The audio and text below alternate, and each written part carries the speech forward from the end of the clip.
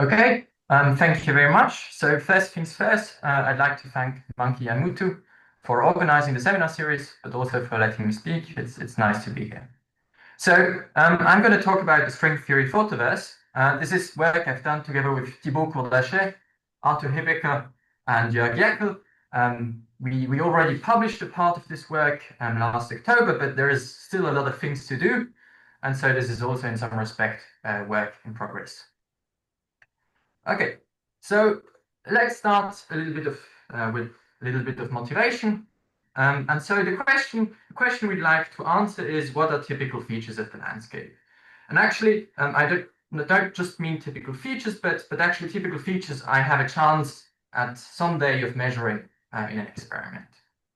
And something which seems to be very promising is so-called Whattiverses. So Whattiverses, this is a term Thibaut came up with. And for the purpose of this talk, a Whattiverse is a collection, a universe of additional hidden states in a compactification, which can give rise to very interesting phenomena.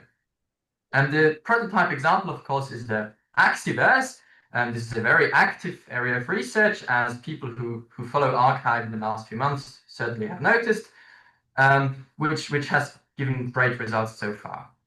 Now, this talk is about the Photoverse, as the title might have given away. And so according to my own definition, I need to convince you that we have actually a lot of, in type 2b compactification, we have a lot of additional photons, and that those can give rise to interesting phenomena. Now, since we're going to do type 2b, there is also some degree of supersymmetry. And so with the photoverse will come the photinoverse. And so at the end of the talk, I'll try to do the same for the superpartners. Okay, very good. Let's get into it. So the setup we have in mind is something like type 2b orientifolds, or maybe F theory. And so the gauge groups of the Steiner model are realized by 7 branes wrapping divisors. And those divisors intersect, and on the intersection loci, you generate chiral matter. So in particular, you expect a curve for the Higgs field. You expect to have a curve for left-handed fermions, say the lepton doublet. You expect to have a curve for the right-handed fermions, say the right-handed electron. And those curves will meet, and this will generate Yukawa couplings. And they could also meet multiple times, giving more contributions to the Yukawa couplings. Now, such setup is very nice because to each fermion, you can actually associate a wave function. And so everything you would like to compute, or most things you would like to compute, are computable in terms of these wave function and in terms of overlaps of these wave functions. For example, the Yukawa generated at this point for sort of orthogonal curves will just be the wave function evaluated at this point here. If you zoom out a little bit, so this is somehow embedded, the Steiner model is somehow embedded in a Calabi-Yau. We have an orientifolding, so we have O3, maybe O7 planes. And so now we can tackle the questions, where do the additional U1s come from? So the obvious one is, since we already have D7s here, we could have other 4 cycles, other divisors, and there could be a single D7 there. And this single D7 will come with a volume field strength, and there you have already an additional U1. Now, you could also take this a little bit further and say, okay, I could have somewhere in the bulk a freely floating D3. D3 will also have a world volume field strength, so you get another U1. Note that this is also a little bit motivated by the fact that we are in an orientifold. The O plane comes with a tadpole. This tadpole needs to be cancelled. So there is no reason why you should cancel this tadpole just with flux. You could also use a D3, so why not a D3? Last but not least, Calabi-Yaus typically come with a very large number of free cycles. Free cycles come with free forms, and those free forms hence can be used to compactify the Ramon-Ramon 4 form to a 1 form, so a vector for the vector, and this is nothing else than a U1 gauge boson. Now, note that all of those examples I've given here typically don't have light charged states, at least not for generic points in moduli space. And that even though they are sort of sequestered, we still actually expect some very faint interaction with the standard model for exchange of closed strings or open string loops with very long open strings. For the rest of the talk, I'll focus on the latter two options, mostly because those are the ones where we actually worked stuff out, but also because for the latter two, the obvious thing which could make those ones heavy are the B2 and the C2 modes with both legs along 4D. But those are exactly the modes killed by the Orienti folding, and so we expect those ones to survive and remain massless. This is somewhat different than, say, a D3 at the singularity. There, the singularity comes with binding modes. Those binding modes, then again, could potentially kill the U1. Now, before actually looking at the interaction between the U1s and the standard model in detail, it's worthwhile to look at what we can expect from a 4D point of view. So if you have a hidden photon, the most generic Lagrangian you could write down in 4 dimensions something like this. So you have the standard model field strength. This standard model gauge boson couples to a standard model current. Then you have a hidden photon, which doesn't couple to the standard model current. And then this hidden photon could have a current of its own. And additionally, you could also write down this kinetic mixing term. So a direct mixing between F and X times a small number. Note that there has been much work in string theory, and you actually expect one of these terms. Now, if you give this Lagrangian to your favorite pheno colleague, the first thing he or she will do is actually rewrite this Lagrangian to get rid of this annoying term here. And you do that by redefining F and X. This is the result. You see the kinetic mixing term is gone, but this comes at the price. You now get this new term here, which couples the standard model photon to the hidden sector coordinate. Now, this is a very nice experimental signature because if you have a hidden sector particle flying around, this will show up in a detector as a milli-charged state. This is something you can actually go and look for. The sad thing is that for the examples I've just showed you on the previous slide, JH is 0, and so the above Lagrangian simplifies significantly, and you end up with this. And our nice experimental signature is gone. However, not all hope is lost, because you can just go up the EFT ladder and look at high dimension operators. And if you do that, the first thing you'll encounter, which is non-trivial, is something like this. So you get those dipole-like terms where you couple a right-handed fermion to a left-handed fermion by sandwiching a gamma matrix. And these two indices of the gamma matrix you can then contract with the field strength of your hidden U1. And so even if J is 0, you still can expect to have such operators. And indeed, we claim that such operators indeed arise in type 2e string theory. Okay, so let's try to rewrite this. So the first thing you need to do is to understand how the exchange of closed strings might look. So we do this using supergravity, and so for instance, so it will turn out that this exchange of closed loop manifests itself as tails in the 2-form and the 4-form fields. Let me illustrate that with the D3 brane. So what you do is you take the time to the action, you take the action of a D3, and then you set the field strength of D3 to be non-zero, and you naively solve equations of motions. What you get is the following solution for H3 and F3. So those are this very nice form. You have this X, which is the field strength of the hidden photon on the D3, wedged to the exterior derivative of the Green's function on the Calabi arm. In particular, this means that to a 4D observer, H and F will just mimic whatever X on the D3 does.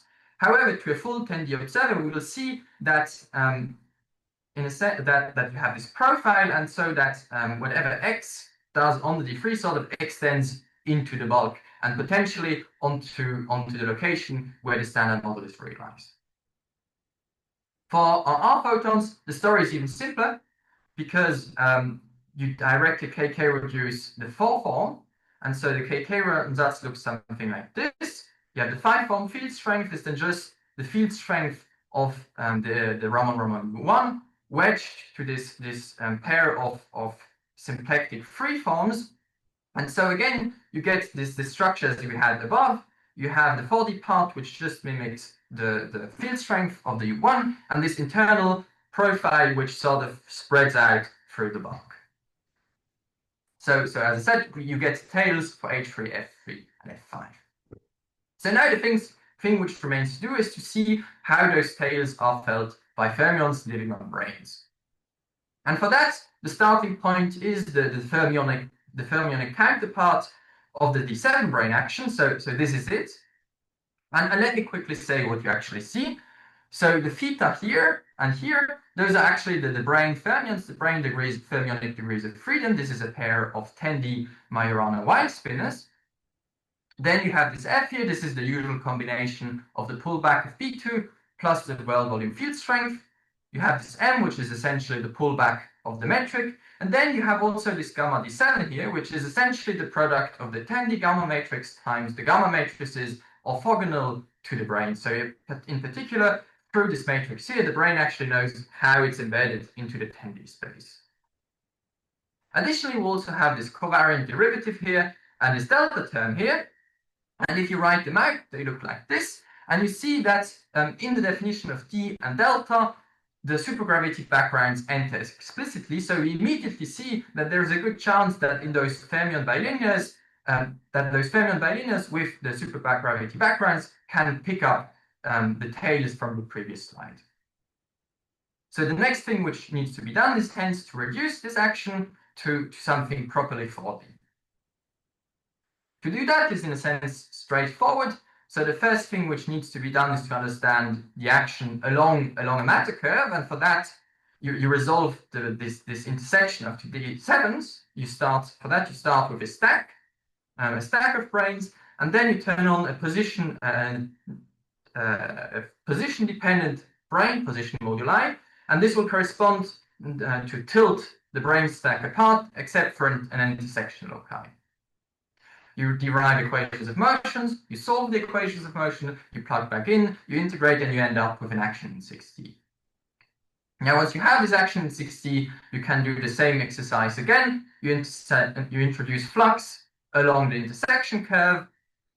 You again derive equations of motion, and this then again will give you zero modes. You plug back in, you integrate over the curve, and you end up with something 4-dimensional. So this is the result. You see we have a positive chirality 0 mode as expected, and this will typically be a bifundamental depending on what this brain stack was you originally started with. It has positive chirality. And then additionally, you have a whole KK tower of heavier states. In particular, at each level of the KK tower, you have a positive and a negative chirality state, which couple by definition for a mass term.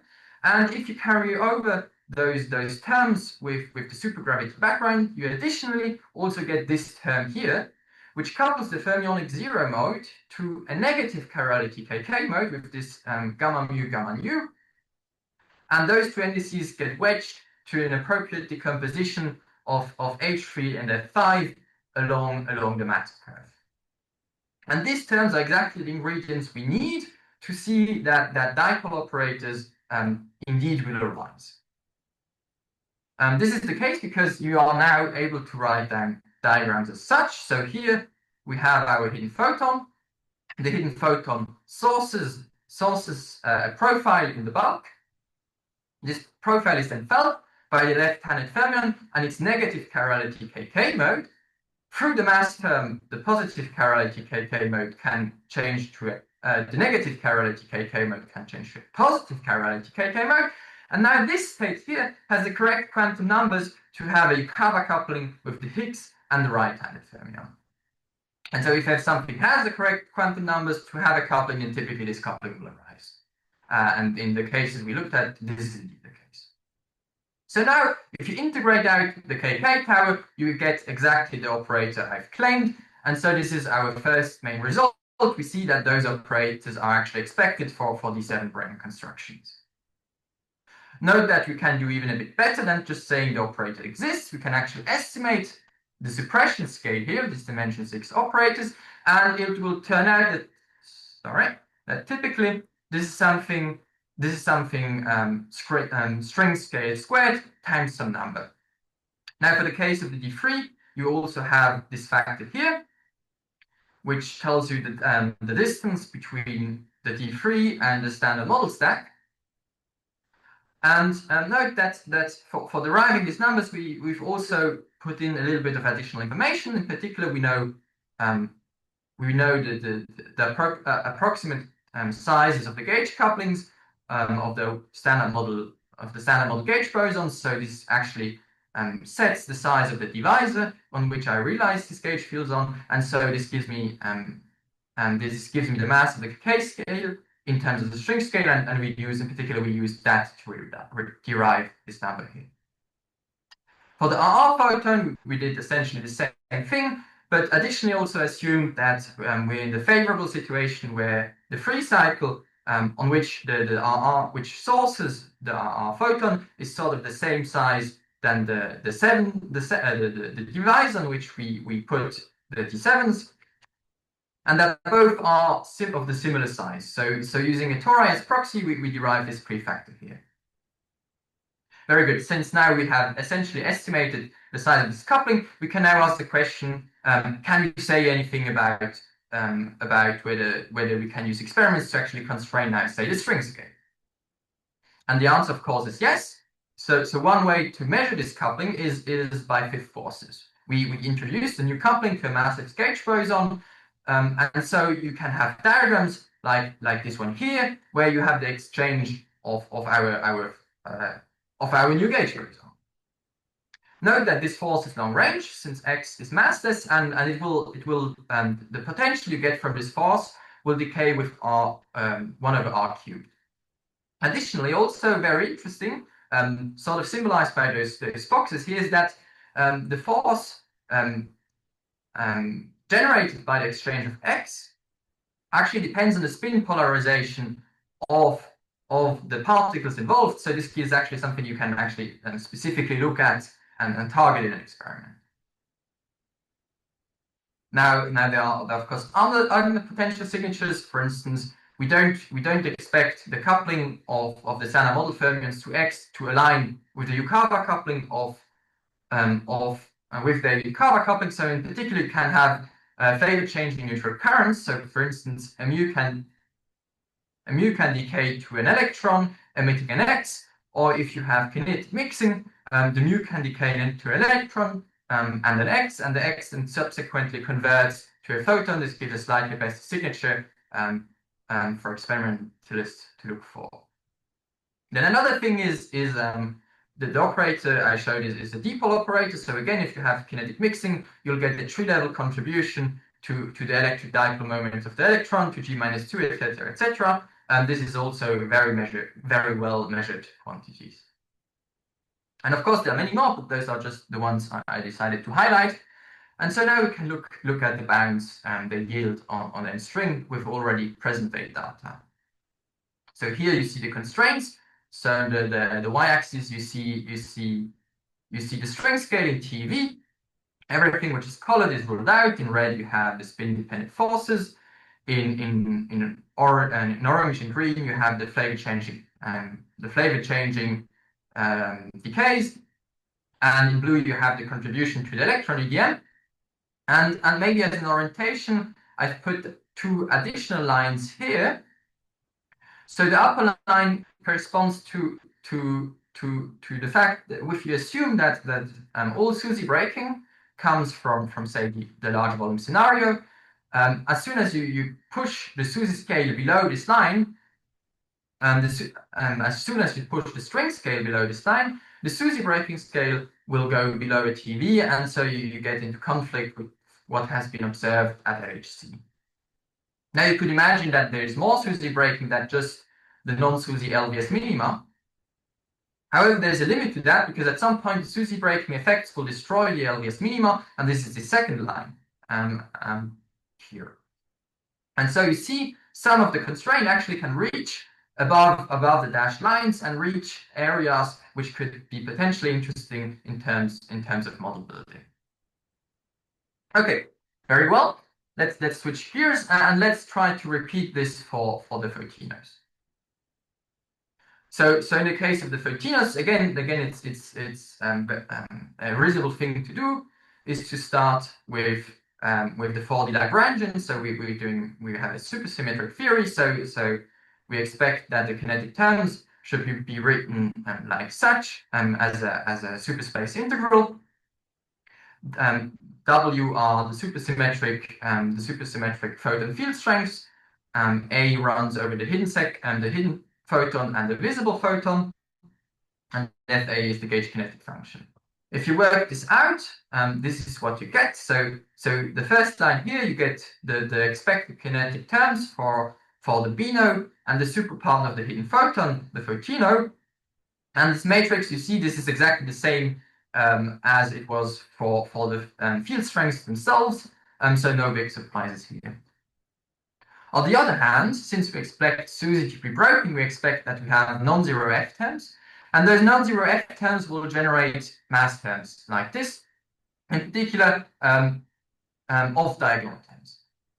Now note that the blue and the red matrix are not the same, and in general there's no reason why they should be the same.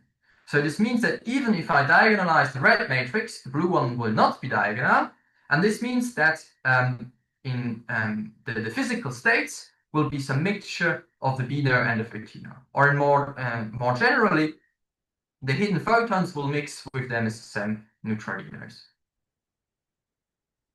Let's look at this a bit more closely. So the mixing can parameterize as such. So you have the BNO and the photino interaction eigenstates, and on the left-hand side you have the mass eigenstates, and they're related by this rotation, and in particular by this mixing angle theta. Now theta can be estimated. For instance, if you assume that the kinetic mixing term depends and the gauge kinetic function for the hidden photon only depends on axiodilaton and complex structure, and you assume that the SUSY breaking comes from the LBS. Note that assuming that f of x and epsilon just depend on s and u is sort of intuitive. For one, because we know that for fx this is indeed the case, and for the d3 and the RR photon, while for epsilon there's not much more it could depend for, because if we want epsilon to be somewhat small, because the shift symmetry will forbid, the shift symmetry of the Kähler moduli will forbid them to end. So if you, as I said, if you assume this and SUSY breaking coming all from LBS, you get out that the mixing angle will go with 1 over the volume. The mass of the neutralinos will go with 1 over the volume, by the mass of the photinos, or the photino mass eigenstate will go with 1 over the volume squared. So you end up with a spectrum which looks something like this. You have the gravitino, the neutralino, the quarks, etc., which are relatively heavy, and now you have this quite light, this very light additional state.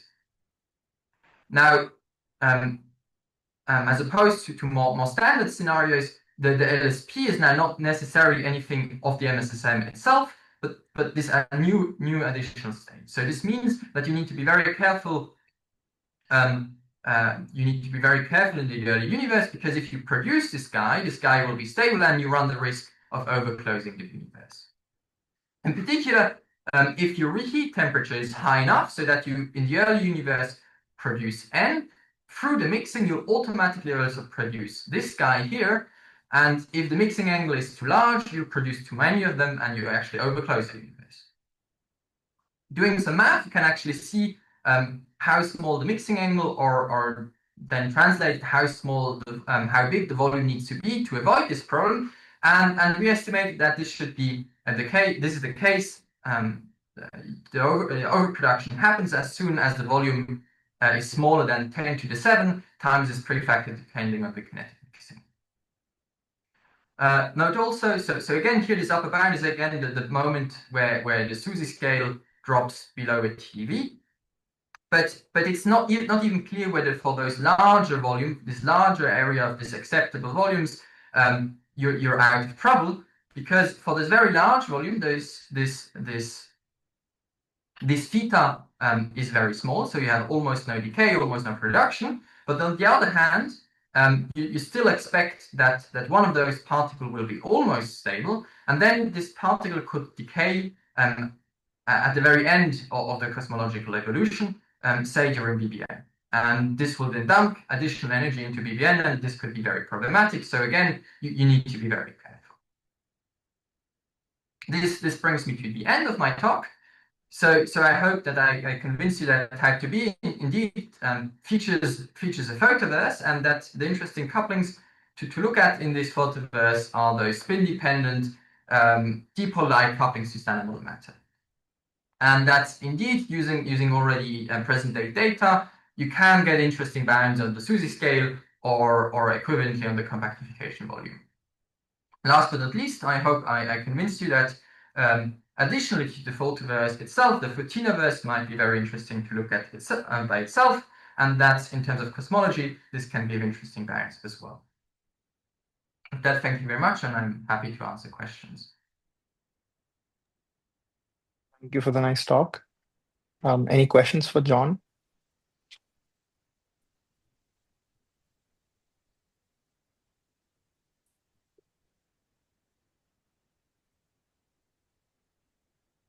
Maybe I can ask a quick question. So in the plot you showed where you were using LVS, how dramatically do the results depend on the stabilization scenario? Like if you had some other stabilization scenario, would this change dramatically or not? You mean the colored bars? No, the lines you get.